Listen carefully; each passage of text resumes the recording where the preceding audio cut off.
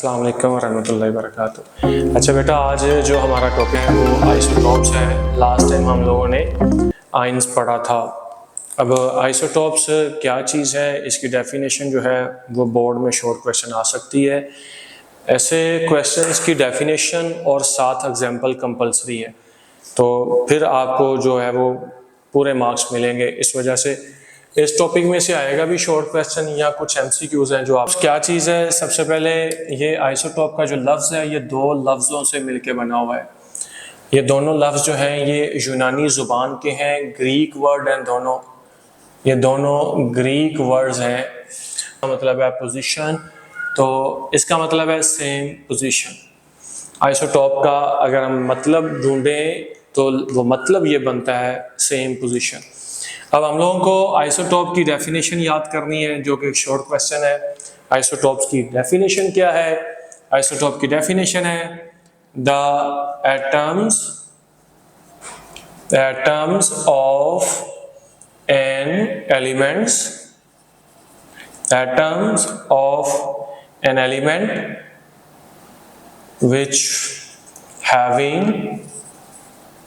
which having same atomic number but different mass number।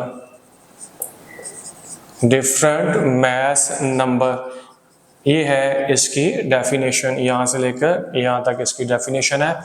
बहुत सारे बच्चों से जब भी पूछा जाए डिफाइन आइसोटॉप तो वो डायरेक्ट बात शुरू कर देते, which having same atomic number but different mass number, which having same atomic number but different mass number. मतलब जब तक आप ये लफ्ज नहीं बोलते the atoms of an element which having same atomic number but different mass number, तो definition मुकम्मल नहीं होती। एक तो ये चीज है क्योंकि एटम्स और एलिमेंट में फ़र्क है, ये मैं पहले भी आपको बता चुका हूँ। दोबारा रिपीट कर रहा हूँ। फर्ज करते हैं समझने के लिए, फॉर एग्जांपल आपके पास एक लफ्ज़ बोला जाता है कार्बन।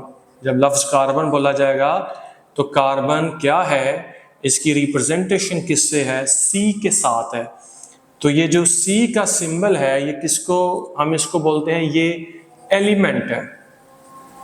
लफ्ज कार्बन जब भी बोला जाता है तो वो एक एलिमेंट है, लेकिन जब हम लोग बोलते हैं कि कार्बन के अंदर जाके, अंदर कैसे गए हैं? मैस स्पेक्ट्रोमीटर की मदद से आपने इसमें मौजूद एटम्स को ढूंढा। जब कार्बन के अंदर जाके देखा तो कार्बन 12 6, कार्बन 13 6, कार्बन 14 6, ये अंदर एटम्स मौजूद हैं। इस एलिमेंट के अंदर ये एटम्स मौजूद हैं। तो आप इसको एक और तरीके से समझ लें, ये मेरे पास फर्ज करें ये कार्बन है और मैं जब इसके अंदर गया या इसके अंदर से हमने इसको निकाला तो कार्बन 12 मिला, कार्बन 13 मिला, कार्बन 14 मिला। तो ये आप लोगों के पास एटम्स हैं, ये एटम्स हैं। अगर किसी एलिमेंट के एटम्स जिनका एटॉमिक नंबर सेम हो, ये नीचे जो लिखा है एटॉमिक नंबर लिखा हुआ है, ये एटॉमिक नंबर है और ये एटॉमिक मास है। तो किसी एलिमेंट के एटम जिनका एटॉमिक नंबर सेम है पर मास नंबर मुख्तलिफ है, यही एटम जो हैं ये क्या कहलाते हैं? आइसोटॉप्स कहलाते हैं। अब हमने ये देखना है कि इसमें कौन सी चीज़ ऐसी है जिसकी वजह से मास नंबर मुख्तलिफ हो रहा है, हमने ये देखना है। मतलब ये आपके पास जो एटॉमिक नंबर है इसका दूसरा नाम है प्रोटॉन नंबर। इनको प्रोटॉन नंबर भी बोला जाता है। हमें पता है इनको जी से रिप्रेजेंट किया जाता है और आपको यह भी पता है कि यही न्यूक्लियस पर जो चार्ज होता है वो इनकी वजह से होता है, यानी कि प्रोटॉन की वजह से न्यूक्लियस पे चार्ज आता है। तो ये जो ऊपर है एटॉमिक मास है, इसमें से प्रोटॉन नंबर माइनस कर दें आप तो न्यूट्रॉन्स निकल आएंगे। तो अब हम देखते हैं कार्बन 12 में कितने न्यूट्रॉन्स हैं। कार्बन 12 में कितने न्यूट्रॉन्स हैं? 6 है, इसमें 6 हैं। कार्बन 13 में कितने न्यूट्रॉन्स हैं? इसमें 7 है। कैसे निकल रहे हैं? 13 माइनस 6, 7 आ गया। कार्बन 14 में कितने न्यूट्रॉन्स हैं? तो ये 8 हैं आपके पास। न्यूट्रॉन्स कितने? 8 न्यूट्रॉन है। 14 माइनस 6, तो इसका मतलब हुआ कि यहाँ पे जो चीज चेंज हो रही है वो नंबर ऑफ न्यूट्रॉन्स चेंज हो रहे हैं। इस वजह से ये एटम्स अपना मास डिफरेंट रखते हैं, क्योंकि जो एटॉमिक मास होता है वो दो चीजों का मजमुआ होता है। हमें पता है एटॉमिक मास जो है वो प्रोटॉन प्लस न्यूट्रॉन जमा करें दोनों को तो एटॉमिक मास निकल आता है। अब एटॉमिक मास डिफरेंट हो रहा है, इट मींस कि नंबर ऑफ न्यूट्रॉन्स डिफरेंट हो रहे हैं, तो ही एटॉमिक मास डिफरेंट हो रहा है। ये आपके पास आइसोटॉप्स है। आइसोटॉप्स की डेफिनेशन लिखेंगे, साथ आप एग्जांपल देंगे। ये वाली कार्बन 6 12 6, कार्बन 13 6, कार्बन 14 6, ये एग्जांपल सिर्फ देनी है साथ, तो ये आपका शॉर्ट क्वेश्चन मुकम्मल है। अब दूसरी बात है कि एक और टर्म इस्तेमाल होती है जिसको बोलते हैं आइसोबार। ये हमारे सिलेबस का हिस्सा तो नहीं है लेकिन हमें पता होना चाहिए। ये भी यूनानी जुबान का लफ्ज है, ग्रीक वर्ड है ये भी, जिसमें आइसो वही सेम उसी तरह, आइसो का मतलब आइसोज से निकला है, इसको सेम होता है इसका मतलब। और बार का मतलब है वेट। बार जो है ये बैरोज से निकला हुआ है, तो इसका मतलब है वेट। अब इसमें होता क्या है, इससे साफ क्लियर है कि किसी केमिकल एलिमेंट के डिफरेंट एटम सेम नहीं लेने। इसमें फर्क है, इसमें था सेम एटम, केमिकल एलिमेंट है उसके सेम एटम है, उनका एटॉमिक नंबर सेम है। इसमें केमिकल एलिमेंट है डिफरेंट और उनके डिफरेंट एटम लेने हमने। इसमें ये फर्क है कि डिफरेंट एटम्स हैं which having same mass number, ये mass number है, यानी कि mass same है, weight same है, but different proton number, ये प्रोटॉन नंबर डिफरेंट है क्योंकि एटॉमिक नंबर डिफरेंट है। अब मैं इनके भी न्यूट्रॉन्स निकालता हूं।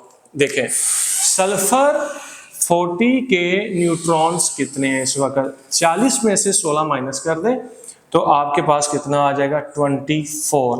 ये न्यूट्रॉन्स हैं, ये न्यूट्रॉन्स हैं। इसी तरह क्लोरीन की बात करते हैं तो क्लोरीन में 14 है, 40 17, तो आपके पास न्यूट्रॉन्स कितने आएंगे? 23 न्यूट्रॉन्स। यहां से एक चीज वाज़ेह हो रही है कि आइसोबार जो होते हैं उनमें एटॉमिक मास सेम होगा पर प्रोटॉन की तादाद, प्रोटॉन्स की तादाद और न्यूट्रॉन्स की तादाद डिफरेंट होगी। प्रोटॉन की तादाद और न्यूट्रॉन्स की तादाद डिफरेंट होगी, लेकिन मास नंबर सेम होगा। किसी केमिकल एलिमेंट के डिफरेंट एटम हैं जिनका एटॉमिक नंबर मुख्तलिफ है, न्यूट्रॉन नंबर मुख्तलिफ है, पर मास नंबर सेम है, उनको आइसोबार कहा जाता है। अब ये इसी तरह एक और टर्म इस्तेमाल होती है आइसोटॉन्स। ये भी हमारे सिलेबस का हिस्सा नहीं है लेकिन हमें इसका पता होना चाहिए। आइसो का मतलब सिमिलरली, आइसो का मतलब सेम, और टॉन्स का मतलब है न्यूट्रॉन्स, यानी कि सेम न्यूट्रॉन्स। किसी केमिकल एलिमेंट के डिफरेंट एटम्स सेम, इसमें भी वही बात है, एटम्स डिफरेंट होने चाहिए जिनका प्रोटॉन नंबर, ये आपके पास प्रोटॉन नंबर है, जिनका प्रोटॉन नंबर मुख्तलिफ है लेकिन उनके न्यूट्रॉन्स सेम होंगे।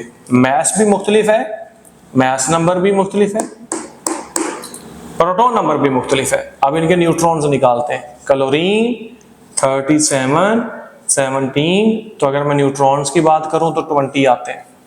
इसी तरह पोटासियम 39 19, तो न्यूट्रॉन्स निकालूंगा तो 20 आते हैं। इसका मतलब किसी केमिकल एलिमेंट के डिफरेंट एटम जिनके एटॉमिक मास नंबर और प्रोटॉन नंबर डिफरेंट हैं लेकिन उनके न्यूट्रॉन्स सेम हैं, हम उनको बोलते हैं कि वो आइसोटॉन्स कहलाते हैं। ये एक दूसरे के आइसोटॉन्स हैं। ये दो टर्म्स हैं जो आपने याद रखनी है। आगे नेक्स्ट एक शॉर्ट क्वेश्चन और है हमारे टॉपिक के अंदर, आइसोटोपी। क्वेश्चन यूं आता है, define आइसोटोपी define isotopy and who discovered this phenomena, ये आपको एक शॉर्ट क्वेश्चन आता है, and who discovered this phenomena। तो आइसोटोपी है क्या है? बेसिकली आइसोटोपी है कि अगर मैं आपसे ये कहूँ कि कार्बन एक एलिमेंट है, पहले समझ लेते हैं, फर्ज कर लेते हैं, हम अज्यूम कर लेते हैं कि जैसे कार्बन एक एलिमेंट है। अब आपको पता है कार्बन पीरियोडिक टेबल में कहाँ पे मौजूद है? कार्बन पीरियोडिक टेबल में ग्रुप 4A का मेंबर है, पहला ही मेंबर है। कार्बन पीरियोडिक टेबल में ग्रुप 4A में मौजूद है। अब कार्बन क्या चीज है? कार्बन एक एलिमेंट है। मैंने जैसे पहले बोला था कि कार्बन बोलेंगे तो कार्बन एक एलिमेंट है, तो कार्बन एक एलिमेंट है। अब ये कहाँ पे मौजूद है? ग्रुप 4A में। अगर मैं आपसे ये पूछूं कि इसके आउटर मोस्ट शेल के इलेक्ट्रॉन कितने हैं, आउटर मोस्ट शेल में इलेक्ट्रॉन्स कितने हैं, तो आप बोल देंगे 4 इलेक्ट्रॉन होते हैं। हमें पता है जिस ग्रुप का एलिमेंट हो उसके आखिरी शेल में उतने ही इलेक्ट्रॉन होते हैं। ग्रुप 4A का मेंबर है तो आखिरी शेल में 4 इलेक्ट्रॉन होंगे। अब मैं आपसे पूछ रहा हूं कितने बॉन्ड बनाएगा, कितने बॉन्ड बनाएगा, तो जनरली हम लोग बोलेंगे 4 बॉन्ड बनाएगा। ठीक हो गया। अब कार्बन अगर ग्रुप 4A में मौजूद है तो कार्बन में कार्बन 12 6 और कार्बन 13 6 और कार्बन 14 6 कहाँ होगा? मैं आपसे कहता हूं कि साथ वाले कमरे में एक बंदा है और उसकी जेब के अंदर 10,000 रुपये है। अब मैं आपसे पूछता हूँ बंदा कहाँ पे? आप कहते हैं साथ वाले कमरे में। मैं कहता हूँ 10,000 किधर है? आप कहेंगे साथ वाले कमरे में। इट मीन्स जो बंदे की पोजीशन है वही 10,000 की पोजीशन है, सेम पोजीशन है। इसी तरह मैं आपसे ये कह रहा हूं कार्बन कहां पे? आप कहते हैं ग्रुप 4A में। मैं कहता हूं कार्बन 12 किधर है? तो आप कहेंगे ग्रुप 4A में। It means the atoms of an element having same position. इसका मतलब इनकी पोजीशन भी सेम है, सेम पोजीशन पे है। कार्बन ग्रुप 4A में है तो उसके एटम भी ग्रुप 4A में। ठीक हो गया। अब कार्बन कितने बॉन्ड बनाता है? कितने इलेक्ट्रॉन है आखिरी शेल में? 4 है। 4 बॉन्ड बनाता है और 4 इलेक्ट्रॉन है आखिरी शेल में। तो इसके एटम्स के पास आखिरी शेल में कितने इलेक्ट्रॉन होंगे? भी 4 ही होंगे। इट मींस पोजीशन भी सेम है और केमिकल प्रॉपर्टी भी सेम है। पोजीशन भी सेम है और केमिकल प्रॉपर्टी भी सेम है। यानी कि the atoms of an element having same position in periodic table and chemical property, this phenomena is called isotopy. ये हो गया इसका answer. This phenomena is called isotopy and who discovered this phenomena? किसने introduce करवाया? Soddy ने। ये भी आपकी किताब में लिखा हुआ है, सोडी डिस्कवर्ड दिस फिनोमेना। तो ये हमारा टॉपिक है। इसके बाद आपकी किताब में इस टॉपिक के नीचे कुछ एमसीक्यूज हैं कि डिफरेंट एलिमेंट्स के आइसोटोप्स बताए हैं। ऑक्सीजन के कितने आइसोटोप्स हैं? 3 है। हाइड्रोजन के कितने हैं? 3 है। इसी तरह टिन के कितने हैं? 11 है। आपने ये हाईलाइट कर लेना है, ये एमसीक्यूज के हवाले से इंपॉर्टेंट है। तो अभी हमने आइसोटोप की डेफिनेशन पढ़ी, डेफिनेशन के साथ एग्जाम्पल, और आइसोटोपी की डेफिनेशन पढ़ी। ये 2 शॉर्ट क्वेश्चन है, ये आपके सिलेबस में नहीं है, एक्स्ट्रा इन्फॉर्मेशन है। फी मानिल्लाह।